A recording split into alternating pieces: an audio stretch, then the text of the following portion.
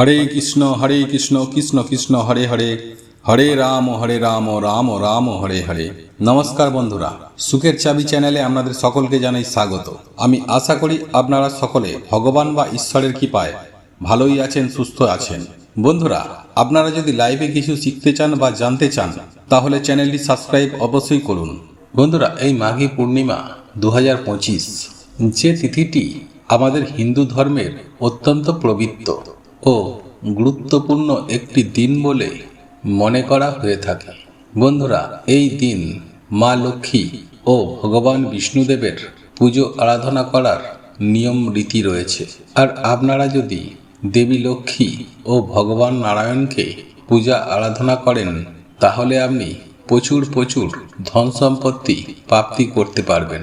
বন্ধুরা, এই মাঘী পূর্ণিমা 2025 সঠিক সময়সূচি, যে কোন সময়ে এই মাঘী পূর্ণিমা শুরু হবে এবং ব্রতের সময়সূচি এবং এই পূর্ণিমা সমাপ্ত কখন, এই সমস্ত কিছু আজকে আমার এই ভিডিওর মাধ্যমে আপনাদেরকে জানিয়ে দেব। এবং একই সঙ্গে আমি আপনাদেরকে এটাও জানিয়ে দেব যে এই পূর্ণিমা তিথি চলাকালীন সময়ের মধ্যে এই 5টি খাবার ভুলেও গ্রহণ করবেন না।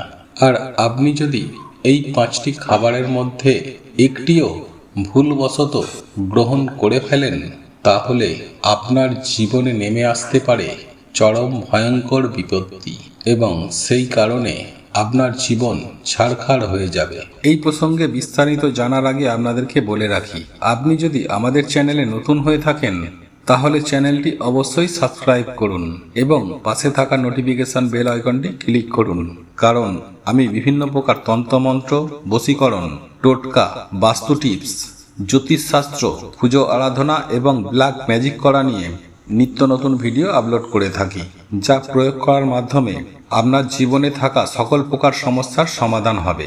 চলুন এবার মূল আলোচনায় প্রবেশ করা যাক। চলুন বন্ধুরা, এইবার মূল আলোচনায় প্রবেশ করা যাক। তবে মূল আলোচনায় প্রবেশ করার আগে আপনারা যদি মা লক্ষ্মীর কৃপা পেতে চান এবং ভগবান শ্রী নারায়ণের আশীর্বাদ পেতে চান তাহলে জয় মা লক্ষ্মীর জয়, জয় প্রভু নারায়ণ দেবের জয় লিখে কমেন্ট অবশ্যই করবেন। বন্ধুরা, এই পবিত্র মাঘী পূর্ণিমার দিন সন্ধ্যার পর মা লক্ষ্মীর পুজো আরাধনা করুন এবং মায়ের কাছে আপনার সমস্ত মনোবাসনা, মনস্কামনা জানান। হাতে নাতে আপনি কিন্তু রেজাল্ট পাবেন। বন্ধুরা, এই দিনটি বৌদ্ধ ধর্মে প্রত্যেক ব্যক্তির জন্য এই দিনটি অত্যন্ত গুরুত্বপূর্ণ। বন্ধুরা, হিন্দু সনাতন ধর্মে এই মাঘী পূর্ণিমার দিনটি অত্যন্ত পবিত্র বলে মনে করা হয়ে থাকে এবং এই দিনটিকে একটি আলাদা গুরুত্ব ও মাহাত্ম্য দেওয়া হয়। বন্ধুরা, যদি কোনো ব্যক্তি নদীতে বা গঙ্গা জলে স্নান করেন তাহলে তার সমস্ত মনস্কামনা পূর্ণ হয় বলে মনে করা হয়। বন্ধুরা, এই পবিত্র মাঘী পূর্ণিমার দিনের কিছু মাহাত্ম্য রয়েছে, আর এই মাহাত্ম্য কথাটা আমি আপনাদের সবার প্রথমেই জানিয়ে রাখি। বন্ধুরা, অতি প্রাচীনকালে কান্তিকা নামক এক নগরীতে এক দরিদ্র ব্রাহ্মণ বসবাস করতেন। সেই ব্রাহ্মণ এবং তার পত্নী ছিলেন সন্তানহীন। ব্রাহ্মণ এবং তার পত্নীর দুঃখ কষ্ট বলতে কিছুই ছিল না, শুধুমাত্র সন্তানহীন হওয়ার কারণে তাদের মন সদা সর্বদাই ব্যাকুল থাকত এবং তারা সারাদিন গুমড়ে থাকত। বন্ধুরা, ব্রাহ্মণ ভিক্ষা করতে বিভিন্ন গ্রামে যেতেন এবং ভিক্ষা নিয়ে গৃহে আসতেন। একদা একদিন ভিক্ষা গ্রহণ করতে করতে এক গ্রামের বাড়িতে গিয়ে পৌঁছান এবং সেই বাড়িতে তিনি ভিক্ষা চান। গৃহের কর্তা ব্রাহ্মণ সন্তানহীন হওয়ার কারণে, অর্থাৎ সন্তান না থাকার কারণে তাকে ভিক্ষা দিতে নিষেধাজ্ঞা জানান এবং তাকে সেই গৃহ থেকে ফিরিয়ে দেন। তবে তিনি একটি উপায় বা ক্রিয়ার কথা সেই ব্রাহ্মণকে বলেন, যার কারণে তিনি নিঃসন্তান থেকে সন্তান পেতে পারে। আর তিনি যে উপায় বা ক্রিয়াটির কথা বলেছিলেন, তিনি বলেছিলেন মা কালিকার পূজা পার্বণ করুন এবং মা কালিকার কাছে উপবাস প্রার্থনা করুন। তার উপবাস প্রার্থনা নিয়ে তার কাছে বিভিন্ন রকমের মনস্কামনা চান, সন্তান লাভের পর চেয়ে নিন। এই উপায়ে ব্রাহ্মণ এবং তার পত্নী খুব শ্রদ্ধার সাথে এই কাজটি করতে থাকেন। হ্যাঁ বন্ধুরা, মা কালিকার পুজো আরাধনা করার সাথে সাথে মা কালিকা তাদের উপর প্রসন্ন হয়ে সন্তান লাভের বর দেন সেই ব্রাহ্মণকে। এবং সেই দিনটি ছিল এই মাঘী পূর্ণিমা তিথি। আর এই কারণেই এই মাঘী পূর্ণিমা আরো বেশি গুরুত্ব লাভ করেছে। বন্ধুরা, হিন্দু ধর্মে কথিত আছে এই দিন যেমন আপনি বিভিন্ন নিয়ম ও উপাচারের মাধ্যমে ও উপবাসের মাধ্যমে আপনি আপনার মনস্কামনাকে পূর্ণ করতে পারেন, ঠিক তারই পাশাপাশি আপনার করা কোনো ভুল কাজের কারণে আপনার দারিদ্রতা আপনার জীবনে নেমে আসে।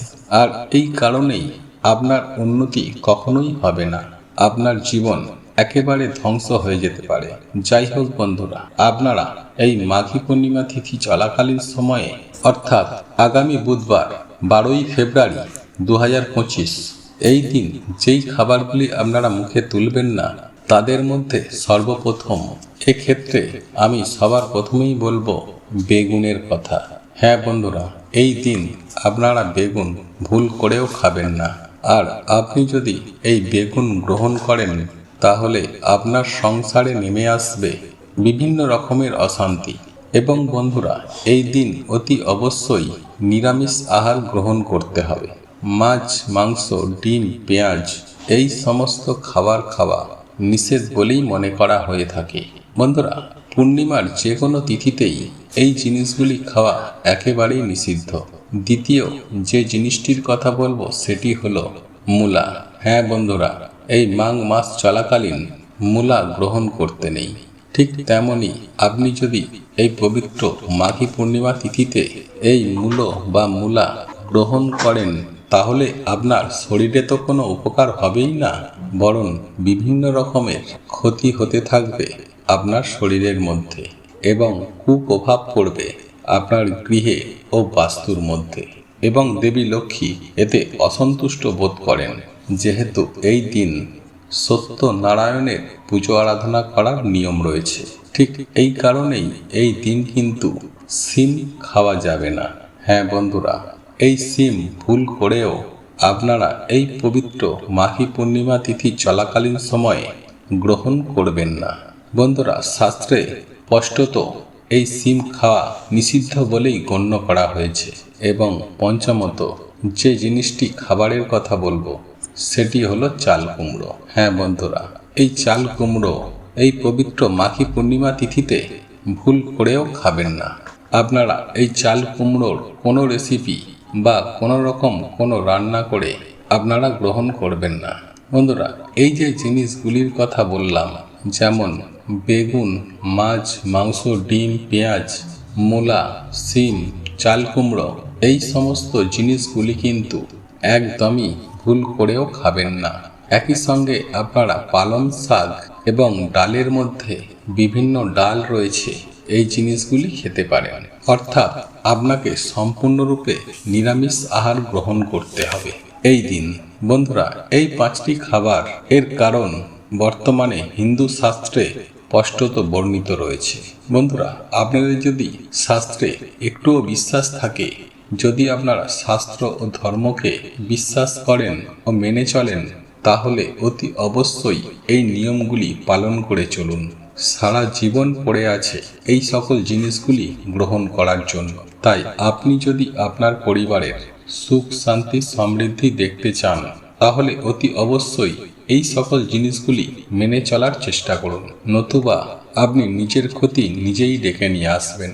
বন্ধুরা, ভিডিওটি এখানেই শেষ করলাম। বন্ধুরা, এই ভিডিওটি যদি আপনাদের পছন্দ হয়ে থাকে তাহলে ভিডিওটি লাইক করুন, কমেন্ট করুন এবং বন্ধুদের সাথে শেয়ার অবশ্যই করুন। মনে রাখবেন, আপনার একটি শেয়ার অনেক মানুষকে উপকৃত করতে পারে। এবং আপনি যদি নতুন হয়ে থাকেন তাহলে চ্যানেলটি অতি অবশ্যই সাবস্ক্রাইব করবেন এবং পাশে থাকা নোটিফিকেশন বেল আইকনটি অন করে রাখবেন, এইরূপ নিত্য নতুন ভিডিও সবার আগে পাওয়ার জন্য। ভগবান বা ঈশ্বর আপনার মঙ্গল করুক। আপনারা ভালো থাকুন, সুস্থ থাকুন।